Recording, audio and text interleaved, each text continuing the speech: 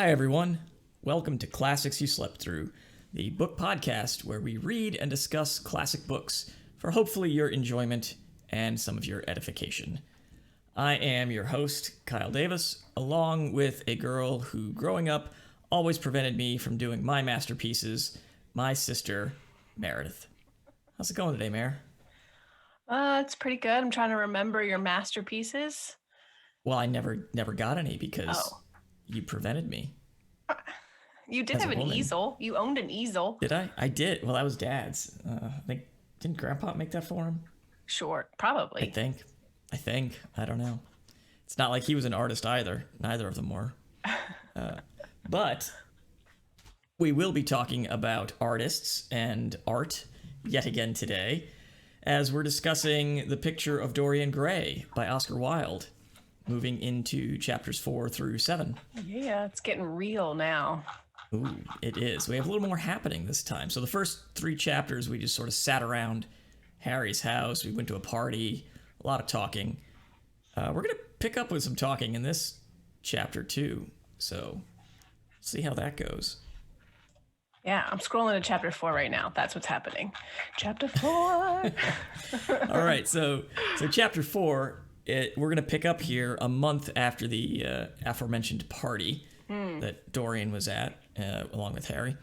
And so Dorian's kind of hanging out at Harry's place, and he meets Mrs. Harry. He meets Mrs. Wotton.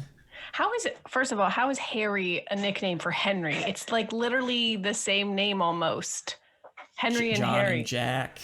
Yeah, that doesn't make any sense either. You know, I don't get but it. Lord Henry is Harry, if you get confused of how many men are involved. Yes, we still just have... We'll get a 4th man, but really right now we're 3 main men. And so they sort of get into discussing. She's not met Dorian yet, but she's sort of heard of him.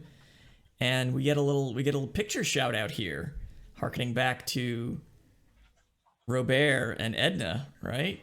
She says, I think I know you, Mr. Gray. My husband has 17 pictures of you. 17 pictures. Are these all painted pictures or are these photographs? Maybe these are 18. photographs. Maybe 18. Probably Well, 18 then. Yes. And if we remember, Edna had like a single picture, right, of Arabin, and Yes. Robert got quite distraught over this. She's like, I was just drawing him. He's like, is that what they call it these days? Right, exactly. So what's that say when Harry's got 17 pictures of Dorian in just a month? He's only known him a month, right? Oh my God. I mean, he's cranking out the photos. This is worse than... How long does it take to develop a photo back in the 1800s? Also, it's not like a bunch of selfies he texted to them, like, you up, Harry? Here's my new selfie. Right. We just went to a museum the other day, sort of smallish private museum. But the Sons were big into photography back in the about this time frame, about the 1880s. And they had to have a clamp. There was this clamp that you clamped on someone's neck in order to keep them steady while you were doing the daguerreotype photo. Really? Yeah, it was wild. And they had all these little tiny portraitures. Like they would put in lockets and in earrings and... Oh, I guess maybe it was in the back. Like held the back it held of your the head. head. Like a doll. Like the way a doll Exactly. stands up. Okay, that makes more So sense. that way I'm like, I've never seen locked in it. place. No, it's from the back. Locked in place so you could get that photograph. So Dorian had to sit for 17 of these things, or 18, in order for Harry to have this many just sort of scattered around. Plus that portrait that took however long to paint. So all Dorian does is sit around and have people take his picture because he's so gorgeous. He is a 19th century himbo, right? I don't know what that means. What's a himbo? It's the dudes on Instagram. It's like an Instagram dude. It's like a male bimbo. Oh. It's like the fit Instagram dudes that are always like taking selfies and posing themselves. That's literally what Dorian's doing all day, right? Yeah, except it takes a lot longer. A lot longer. So can you imagine if Dorian and Harry had like cell phones? He'd be like texting him all night, like, dude, send me another photo, please. One more. Yeah. Change the lighting. Exactly. It's wild. So anyway, so they chat a little bit, and Mrs. Watton is interesting. She's a little bit of an awkward gal. I think she's a beard, right? A beard? Yeah, her husband's gay and she's the wife, and right? I did not know that term. I think we've established that pretty well. He's got this many photos of his little buddy here, right? Never spends time with his wife. She doesn't know where he is half the time. They never meet for dinner or anything, and they just sort of pass by each other. And, you know, she's having a lovely, in heavy air quotes there, conversation with Dorian, but when Harry walks in, like, the room instantly chills, and she's like, all right, I'm gonna leave now. I don't actually like being in his company. I'm doing him this favor for whatever reason. She got her own thing going on. Right. She is in love with many foreign pianists, apparently. The mask of marriage is wonderful for both of them, I suppose. I guess. It works out anyway. She's rich. She's got the money coming from Harry's fortune, as he's the second son, the layabout who doesn't actually have any responsibilities for the title. Well, Harry tells Dorian never marry. Men marry because they're tired. Women because they're curious. Both are disappointed. Yeah, I had that down as one of my good quotes. Did you get married because you were tired? I guess so. I don't know. That's a good question. I wasn't super young, but I was tired. You were pretty young. You're like 20-something, 28. 26. Is that young? I don't even know anymore. 26? You were 26? I got married just before I turned 27. So that's late 20s. I think it's young now. I mean, I got married the first time when I was just about to turn 24. But now I would say don't ever get married till you're 30. That's what I would tell everyone. Ever. My only counter to that would be you don't want to be in your 40s with a baby still or a young child, because I'm very tired. Ben's 40 with a baby.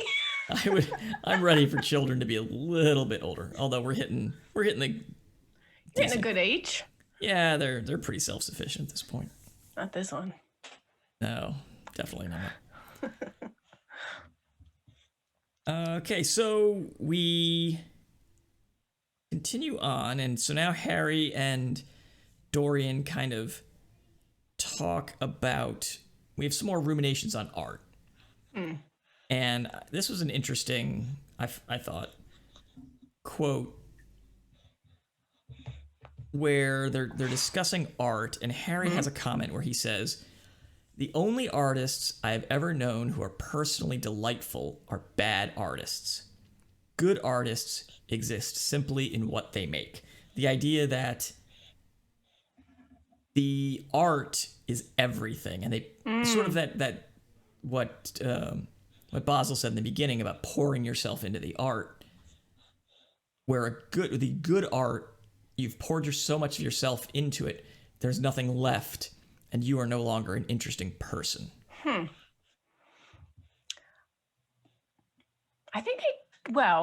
I don't know. Two things. One, I disagree. One, I agree, though. I don't think that artists would become uninteresting people. Lots of artists are, at least famous ones are often historically like interesting, quirky, strange people. But I think if you're going to be a great artist and you have an art that is inherently solitary, like you're a writer, a painter, a craftsman of some sort, where it doesn't involve other people, you are the creator, I think that's inherently isolating if you're going to get really good at it.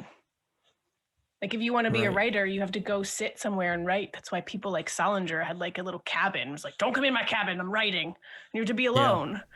You can't have a kid and like absorb yourself into your fiction. You can, but you have to. It's difficult. It has to be your job. Yeah. And does it elevate to that level of quote unquote great art, or are you just like ripping off YA fiction that hits the bestseller list for a few weeks, then you're off? I mean, it's a living, right? It's a living. And hey, I've come around. I used to not really care for YA fiction, but I've come around. There's some really good YA fiction out there, I think. Viola She doesn't like it disagrees. though. She disagrees vehemently. I was thinking about it, and so kind of the example we can pull from this book, like Basil. I mean, yes, it's early in the book, but I don't find Basil a particularly compelling character. He's sort of I read him as kind of a curmudgeonly, like, I'm just here for the painting, get out of here, I don't got anything else going on, sort of thing. He's a counter, I think, to a lot of. So Dorian's there to absorb and be Yes, we have the third host. Our occasional third guest host is on this morning. He's here just to foil us, like Basil. No, I think Dorian is there and absorbs everything Lord Henry says and is influenced by him, as we'll see in extreme ways. Basil, on the other hand, I don't know why you say Basil. It's Basil. Isn't it Basil? I don't know. What does it's it my all Middle mean, Eastern Basil? influence coming out. It's Basil. Basil. He is a counter to Lord Henry in that he's like, you don't mean that.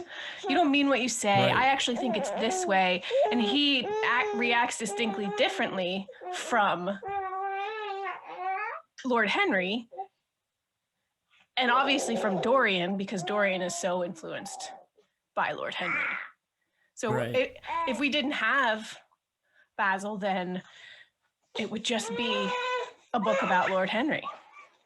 Right. And his influence on Dorian. I think we'll get to that. There's a good quote from Basil about Henry, so we'll have to talk Basil and Henry in a little bit. But keeping on this idea of the art and the artist. She has to go somewhere else. Oh dear. Sorry. Okay. All right. So we're gonna snap out here. Yeah. All right. Be right back. So what is that? We're at about 12:44. We're 12:40-ish. We're snapping out here.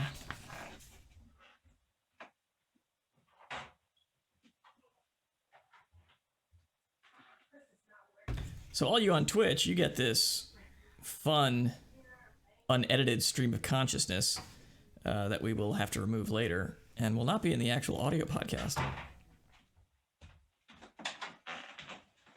Not that there's anyone really on Twitch, but do we have anyone? I don't think so. Ben was working. He was napping. Oh dear. He can have the baby. Okay. You're ruining his masterpiece. I was. Ugh. Holding All a right, baby. so we'll just bring it back in. I was talking about art and artist, so it was a good transition point. All right, so we're gonna come back in. Bop, bop, bop. We'll come back in about 14. So let it run here about 10 more seconds, and we'll come in. Okay, you ready? Yeah. All right, we'll bring it back in on a sync. Great content. And it is awesome. And we'll bring it back. We'll bring it back in 3, 2, 1. So taking that idea of great art and artists who create great art not being interesting, kind of the one modernish example that I thought of was George Lucas and Star Wars. Mm-hmm. Right? So he created this amazing movie, especially the very first one, and this world and these ideas. But I mean, the dude is like the most bland, boring, flannel shirts, jeans, and white sneakers. That's like literally his uniform. He'll throw a jacket over that if he's going somewhere formal. But he just does not seem like an interesting guy in and of himself if he's not, I think, discussing his movie ideas. So in that regard, I think Henry might be a little onto something. Like, would you want to have him at a dinner party? I don't know.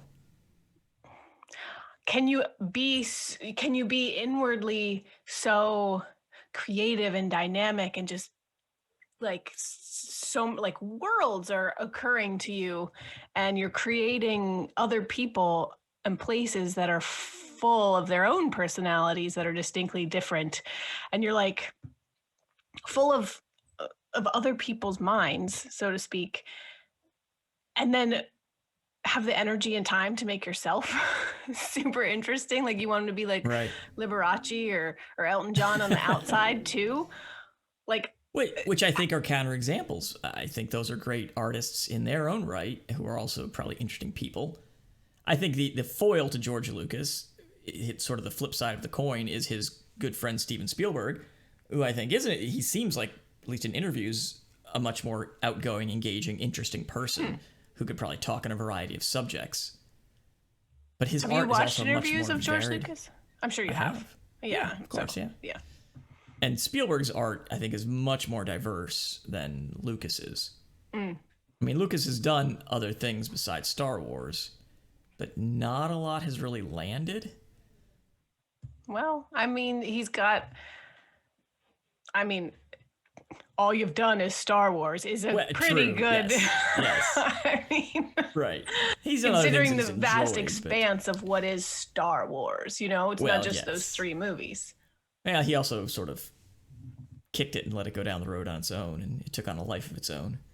I mean, he's still involved to an extent, but anyway, that was sort of the example that I thought of through there. What did I hear about George Lucas? Didn't his like house butt up against somebody else's house who was like a crappy person and neighbor, and so he like bought up all the land? Like, what did I hear about?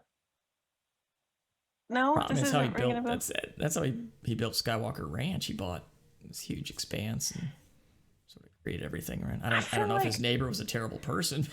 Like, I feel like he lived next to someone else that was famous. I don't know offhand. And now this is great content, as you were discussing.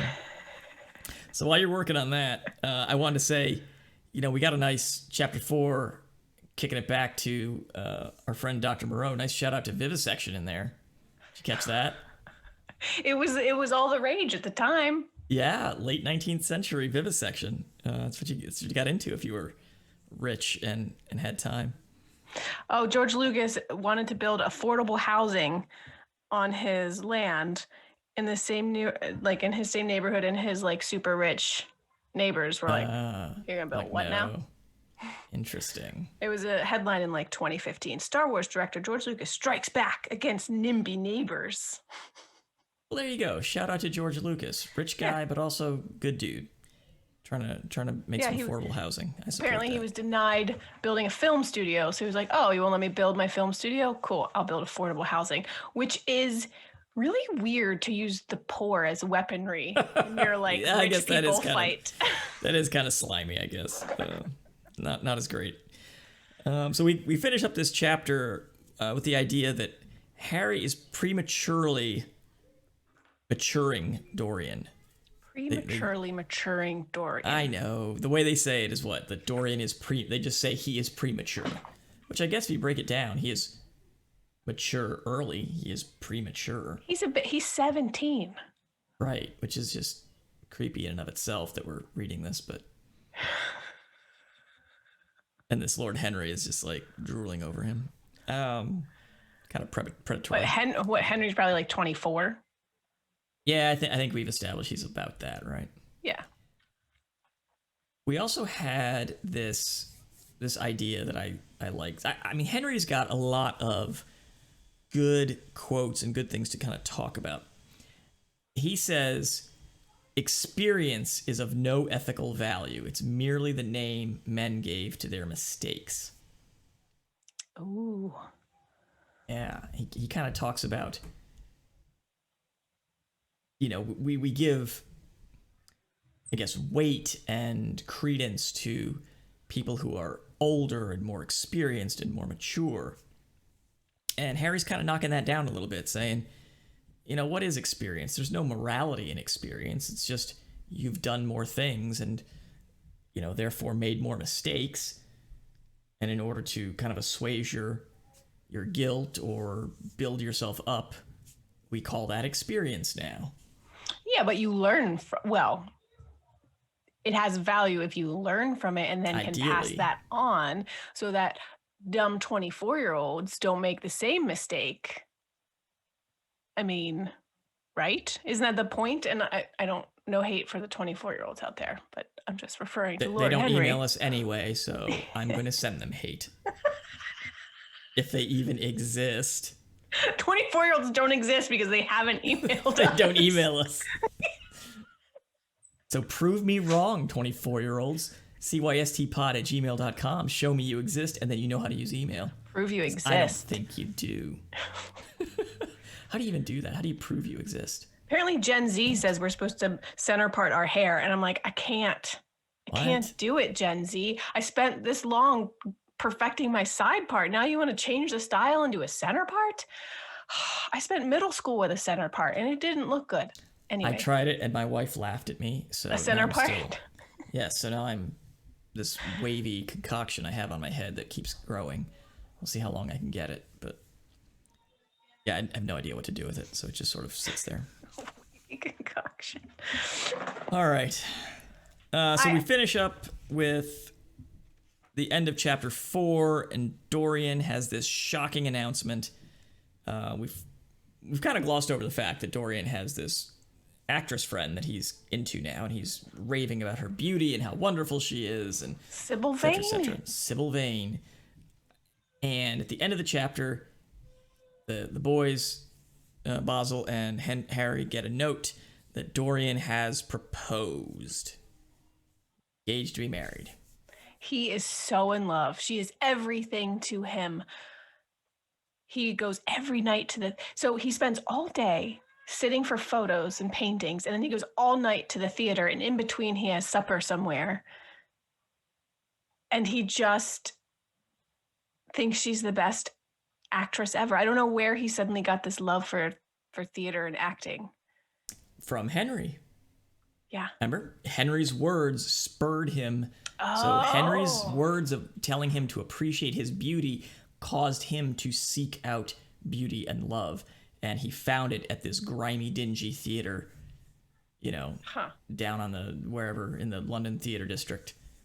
And now he's met this Sybil Vane. And why didn't you tell me, Harry, that the only thing worth loving is an actress? Because I've loved so many of them, Dorian.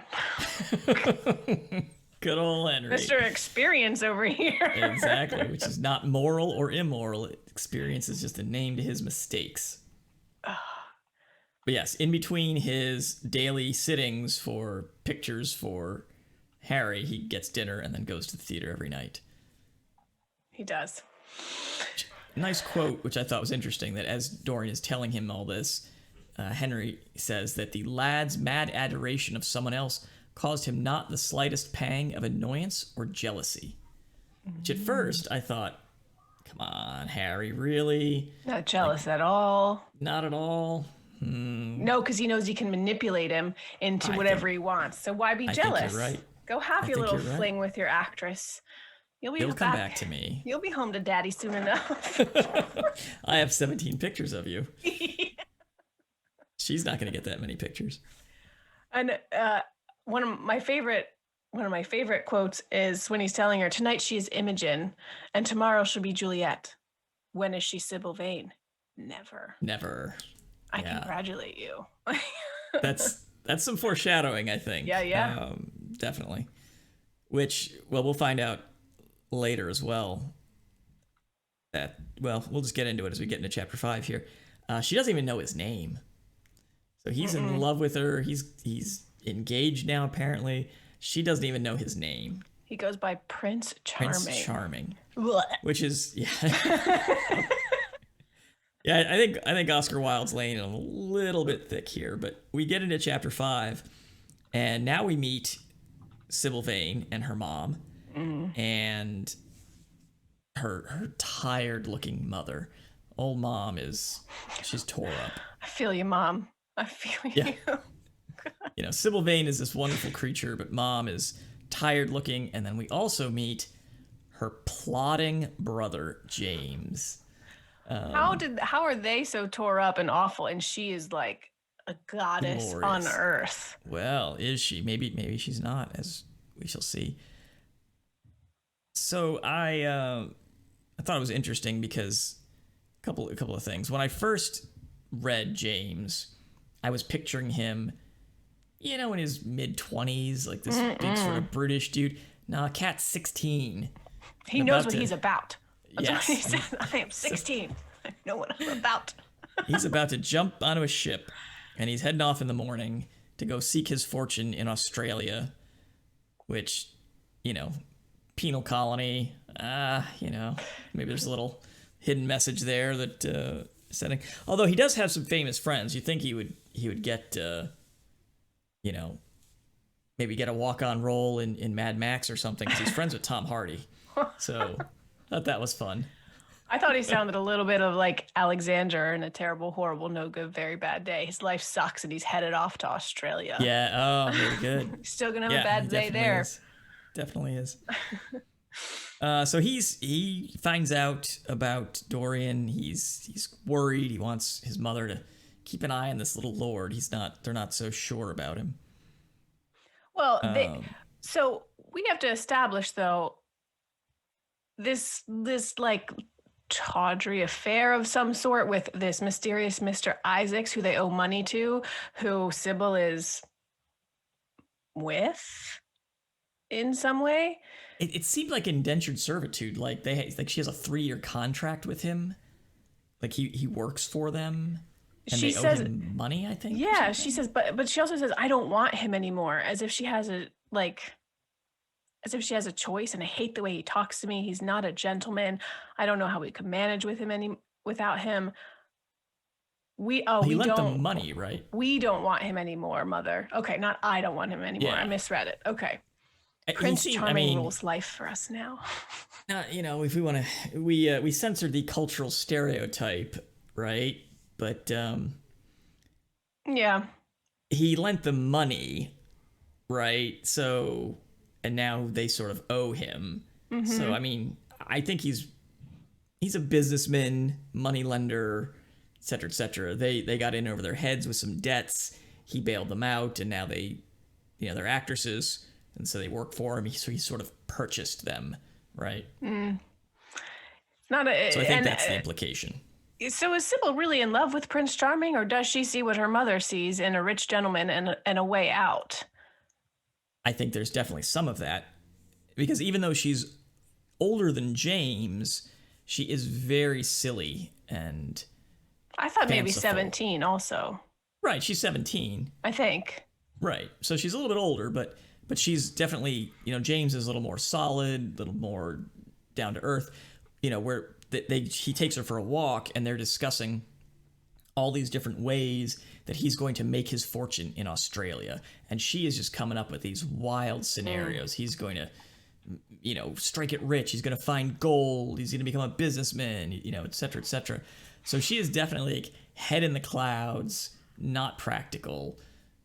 So the fact that she is, quote unquote, in love with Dorian, doesn't even know his name, doesn't care, I think definitely there would be some daydreaming, way out of this contract with Mr. Isaacs thing with his money.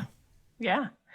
The things the things she imagines for her brother are ridiculous. You'll become a nice sheep farmer, and one evening riding home, you'll see a beautiful heiress. So like he's not in this scenario, he's not even necessarily going to make money. He's going to meet a beautiful heiress. Like it's always like all we could do is marry.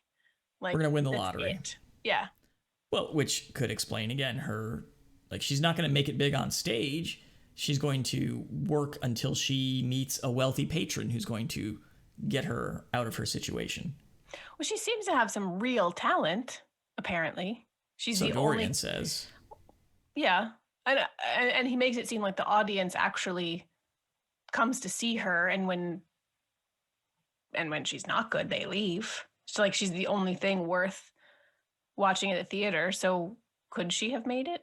Maybe she's being held down by this manager who wants to keep her there. It seems that Isaacs is pimping her out a little bit with his eagerness to get Dorian to meet her behind stage. Oh, that's true. Remember, Dorian says like the first night or two, he was like, come backstage. You got to meet her. You got to meet her. Yeah. So maybe it's is Oscar Wilde hinting at, like prostitution in the kind of it's not really underground theater scene, but in sort of the low-level theater scene in London? I don't know. Kind of like a Moulin Rouge kind of deal. Do you see that movie? No. Do you think I saw that movie? I'll let you answer that one. Did you see a musical about, about French prostitutes? I did not. I'm sorry. Sorry to disappoint. Okay. Anyway. So anyway, I liked this quote in here that they say, children begin by loving their parents. As they grow older, they judge them. Sometimes they forgive them. That hurts.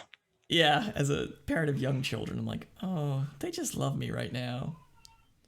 It feels real, though. I mean, I feel like it's... I know, Mom, you're listening, but...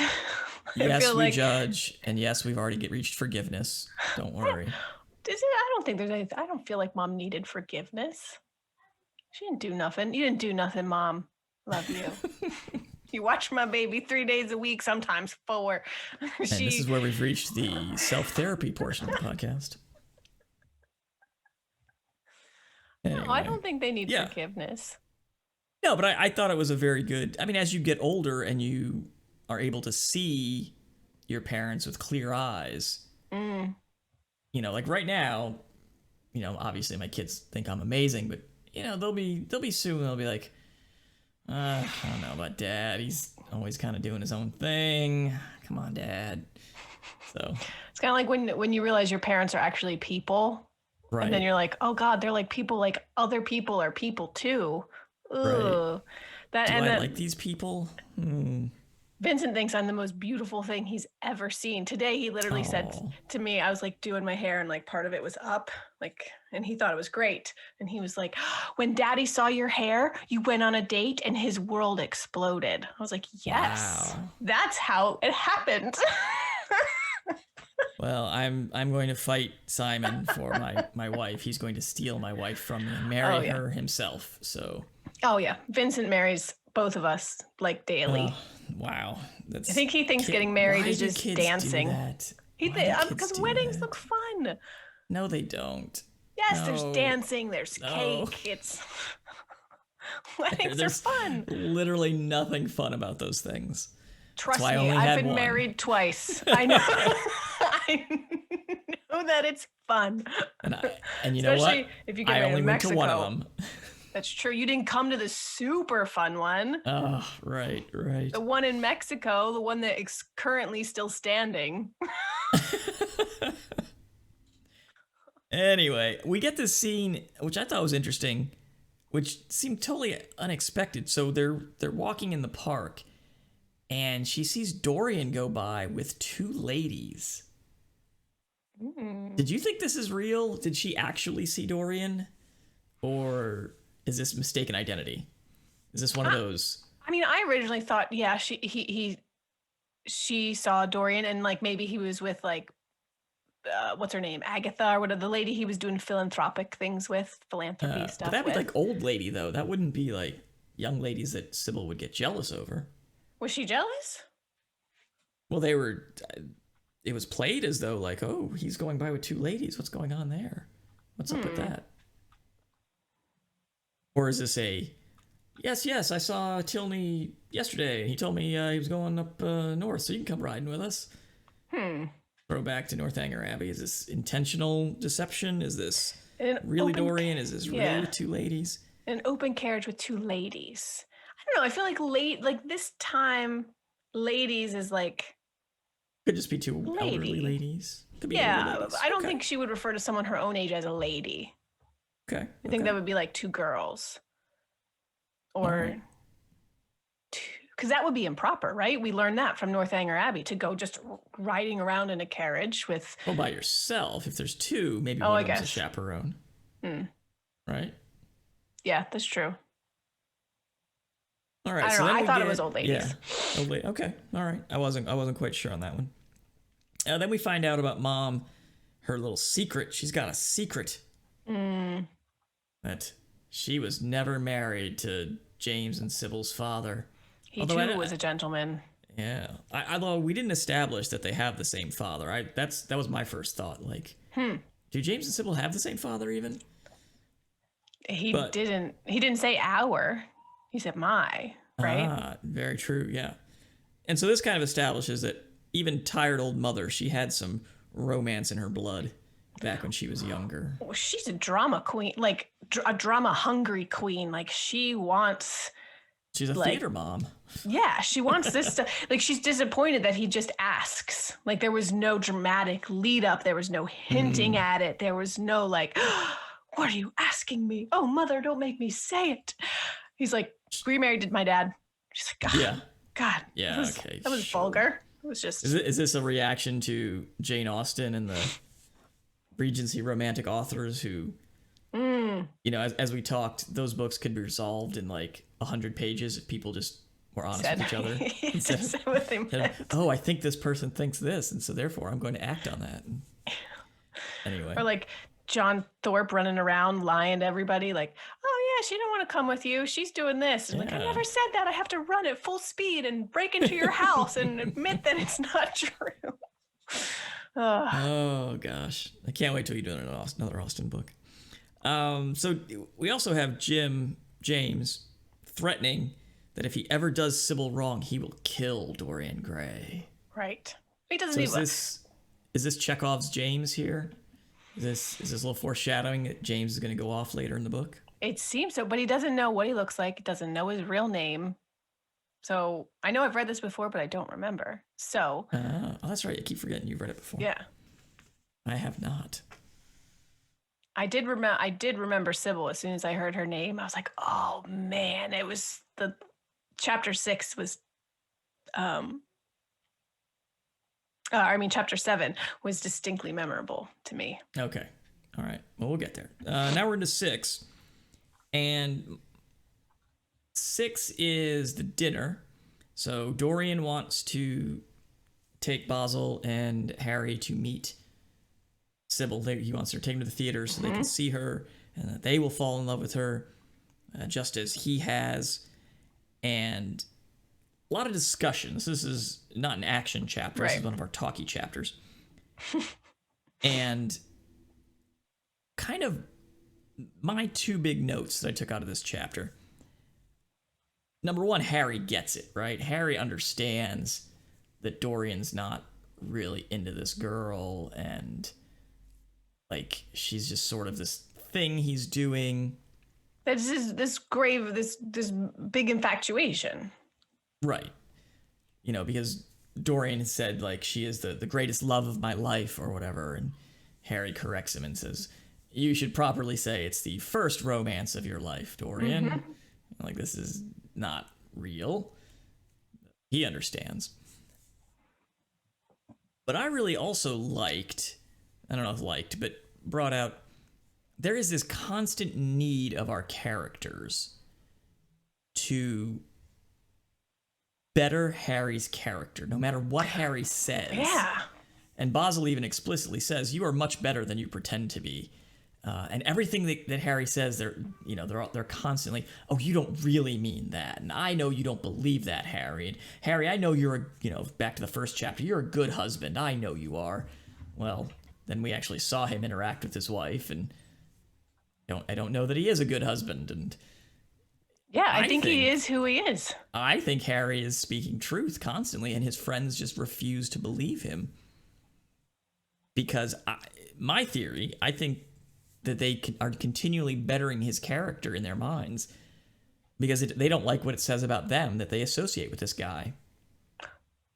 Right? It's like you're friends with Lord Henry. God, he is such a drag. Like, no, you don't know him like I do. Exactly. He's really a great guy. He's, Well, and Lord Henry laughs at this. The reason we all like to think so well of others is that we are all afraid of ourselves. The basis of optimism is sheer terror. We think that we are generous because we credit our neighbor with the possession of those virtues that are likely to benefit us. And then he goes on, we praise the banker in case we overdraw our account.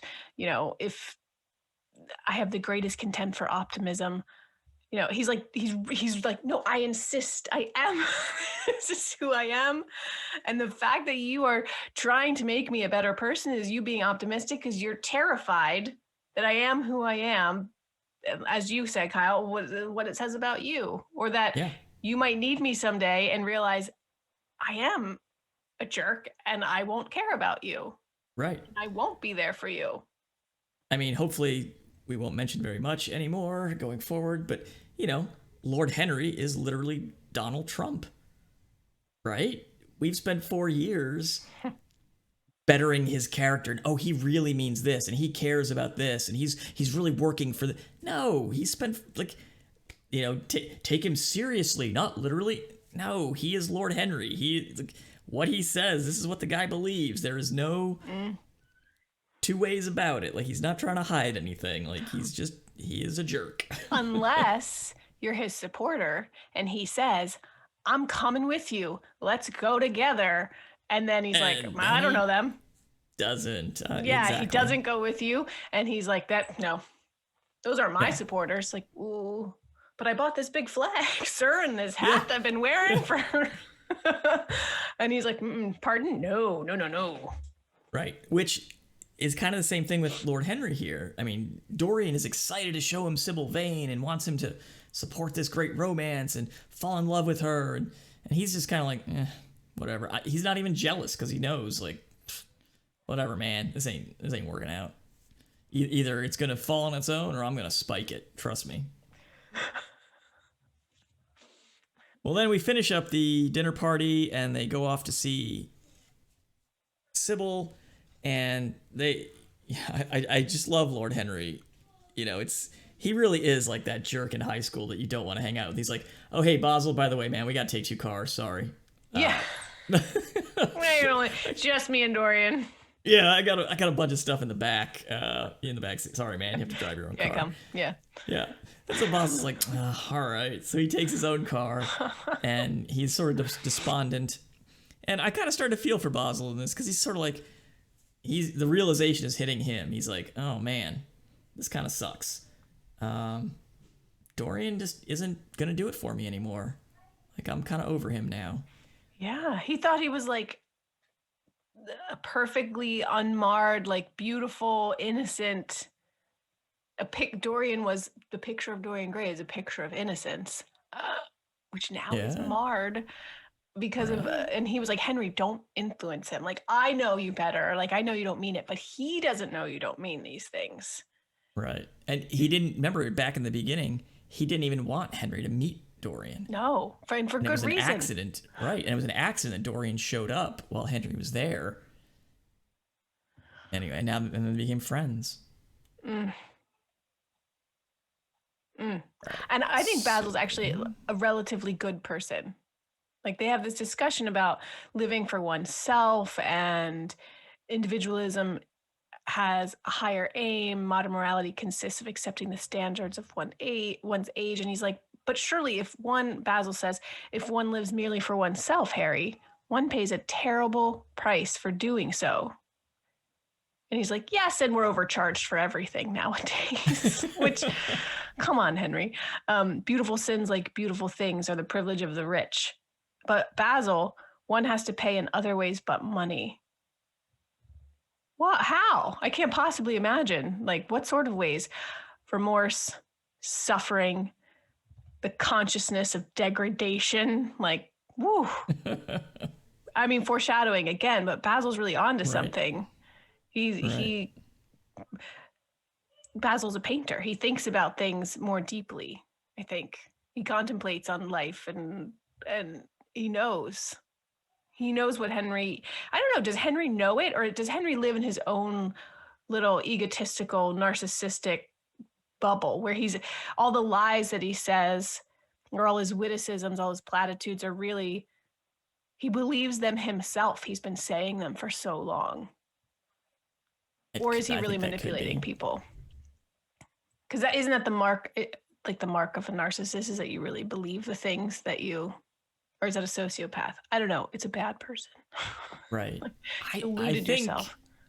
I think Henry says a lot of the things he says because of who he is and what he's done, right? Like he says these things to justify his own existence. And if this is the way the world truly is, then I don't have to really self-reflect and examine my actions, because I can do what I want because that's the way the world is. And to do otherwise would be foolish.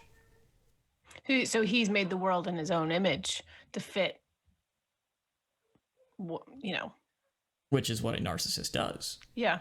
Right? The world conforms to you as opposed to you living in the world. And perhaps that's why Basil can't even believe that he is the way he is, because the things that he says and does are like so out of what Basil sees as reality. He's like, of course you don't believe that. Right, because that's not the way the world works. That's not the way things are. But to Henry, Lord Henry's, no. It is. Yeah. That's the way my world works. Definitely. All right, so that brings us into chapter 7. Right. They leave for the theater. Then we get to chapter 7. Right. So we actually meet the theater. We reach the theater, and we have some scenes of acting. We have Sybil, doing her acting, and Dorian is, you can kind of see him sitting there very, very nervous, and he's like, why they're not saying anything. What do they think? What do they think? And by the end of the play, it's obvious it's bombed, right? She's bad. She's not good. She's not herself. Listless. No joy. Right. Nothing. She was terrible. Right. To the level that Dorian is like, look guys, I'm really sorry this sucked. You guys can take off. I'm gonna stick this thing out and finish it off. And they're like, she's probably sick. Maybe she's sick. Yeah. It's like, no, I wish. You're right, guys. She's really bad. But really, last night she was great. Tonight she's just, whatever. So they go away. Right. They're like, maybe she'll be, but we'll go see her tomorrow. Maybe she'll be better. And he's like, just leave. Just go. Yeah, I'm done. He's so embarrassed. He's embarrassed, and he's sad because he's realizing that, she's not what she thought. So he goes back and talks to her, and she even realizes, like, oh man, you saw it, right? Like, I was terrible. And as they discuss, it comes that she used to live for acting. Like that, once again, we get into, the art. She poured herself into the art and made this great art, this great acting performance, which Dorian fell in love with. But now she has him to love, and it has ruined her acting. So is she doing it on purpose? Or she just can't conjure, she can't conjure the feeling anymore, or it's not worth it? Yeah. She's just not into it. I mean, it's almost a parallel. Basil realized it at the end of the last chapter. That Dorian, who, even if Dorian was just sitting in the room, he could paint landscapes better. Right. And at the end of 6, he realizes, I guess that's over. Dorian just doesn't do it for me anymore. I'm not inspired by him. Because he has fallen in love with something else. And sort of the cruel thing is she now can't act, and now Dorian goes, you know what? I'm not feeling it either. I used to love watching you act, and it was really great, but you suck, and I don't really like you that much anymore. So, they sort of killed each other's... Yeah. He said, you make yourself ridiculous. My friends were bored. I was bored. But she's not listening at all. You have killed my love. You used to stir my imagination. Now you don't even stir my curiosity. You simply produce no effect. Right. He's not just like, I think maybe I was wrong. He just smashes her into nothing. A third-rate actress with a pretty face. I was so uncomfortable reading that, and I like felt for her. Like it was just, and I'm just picturing this dingy backstage, crappy theater where she could lose herself in Rosalind, Imogen, not Romeo, Juliet, and she could take herself out of her situation and use art to to to live and to escape. And she said acting was reality for her. Yeah. And now she sees Dorian and she's like, that's life now. That's what it could be. This isn't it anymore. And he smashes it in her face. Yeah. She's on her knees, like I love you, like begging him. Oh God, it's so upsetting. There's always something ridiculous about the emotions of people whom one has ceased to love. Sybil Vane seemed to him to be absurdly melodramatic. Her tears and sobs annoyed him. Like he just completely unfeeling at this point. This woman he was raving madly about, you know, a day earlier, he can't even stand to look at her at this point. It's just God. It makes me almost physically ill. Yeah. It's so bad. Like no hate on my ex, but like the moment when I heard the words, I'm not in love with you anymore, I was like, we just got married 2 months ago. What are you talking about?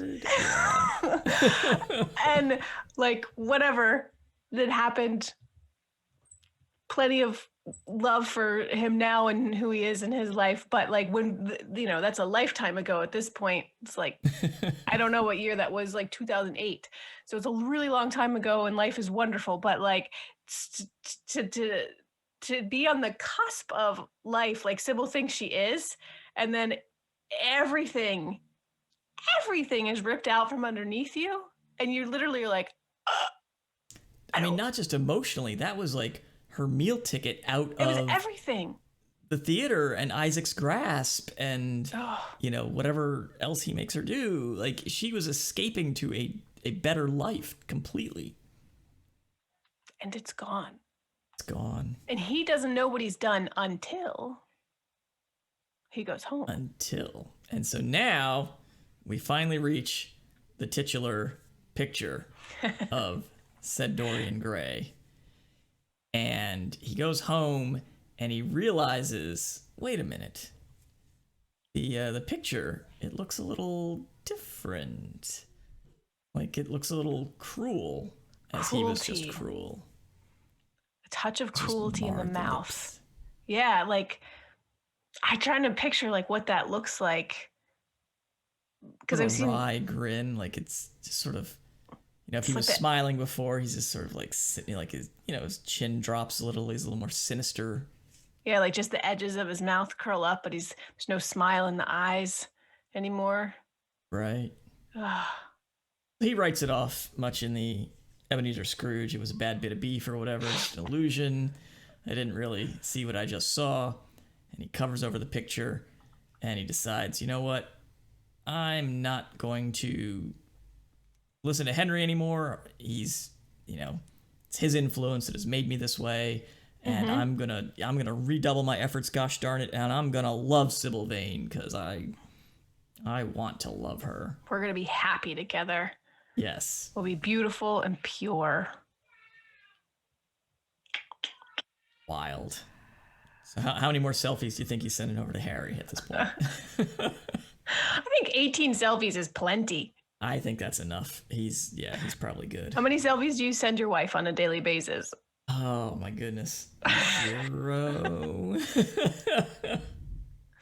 Sometimes I say to Ben, I'm like, sorry, I'm not going to hang out with you tonight. I'm going to do XYZ. He's like, we've been quarantined together for a year. That's okay. I did send her one the other day because I was at work. Yay, I have a job. So that was fun. Anyway. Was it fun? It was a lot of, like I told her, I said, I am in a gym and I'm getting paid to be in a gym. This is pretty cool. That's great. Kyle's a personal trainer now, everybody. If you want to get your I don't know what the lingo is. You want to get your swole on? Yes, exactly. If you want to get fit, move to Central Pennsylvania, and I will work you out. Vincent loves the Disney show Big City Greens, and it's absolutely hilarious. We love it too. But in one of them, they play mages and mazes, which is a take on Dungeons and Dragons. And the main character's alter ego is this like He-Man looking guy, and his name is Buff Legs McSwole. Don't skip leg day, people. You got to hit leg day. It sucks. I did it yesterday. I hate legs day. Why? Anyway. Legs are like powerful machines. Oh, I hate leg day. It's just I people love my leg size day. don't like leg day. Anyway. All right, so that brings us to the end of this section of Old Dorian Gray. It's getting so good. Next time, it is. For next time, and this shows my preparedness. What are we reading till next time, Mare? You don't have to be prepared when you just look it up. Next time, episode 5 through 10. So we'll be reading chapters 8, 9, and 10. So just 3 chapters, but they're a little bit longer. We discussed in the beginning, Oscar Wilde likes varying chapter lengths. So we have 3 chapters for next time, chapters 8, 9, and 10. For next time, what do you think about what we have going on? We have ruminations on art. We have ruminations on experience now. We've added sort of a new thing. Men and women. Selfie games. We didn't selfie games. We didn't bring up the quote that I liked, but, Henry has a low opinion of women, and he says, "Women inspire us with the desire to do masterpieces and always prevent us from carrying them out." So it's life, I think. That's the realities of life. You have all these wonderful dreams and you want to do these things, and then life hits you.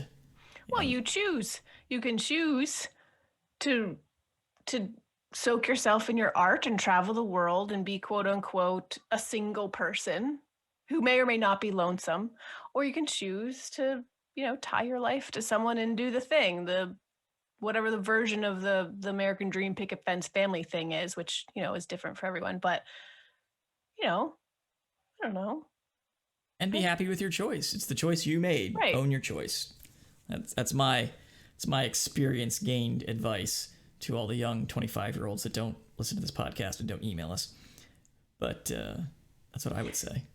I think the best parting quote for this part of the book is about the picture. It says, "But the picture, what was he to say of that? It held the secret of his life and told his story. It had taught him to love his own beauty. Would it teach him to loathe his own soul? Would he ever look at it again?" See. All right. What's going to happen? What's going to happen? Till next time, read chapter 10. Rate and review us over on Apple Podcasts. Let us know what you think. Tell your friends, because a good rating moves us up the charts. It helps other folks find the show, just like you did. And folks are finding us. They are. You can also hit us up on the socials. We are CYST Pod at Twitter, Instagram, the Zuckerbook, and email cystpod@gmail.com. We're also on YouTube, so we don't have a URL yet, so like and subscribe us over on YouTube, and search for Classics You Slept Through on YouTube, or you can search for any of the book titles. All the books are up. Our discussion episodes are up. And if you want to watch these discussions live, you can watch us on Twitch, twitch.tv/cystpod. That's all the stuff. So, until next time, this has been Classics You Slept Through. It is Square Dance Week for PE, so I think I'm going to be out. What? Cotton Eye Joe. You can't miss it. Where did you come from? Where did you go? And with that, we'll see you. Peace.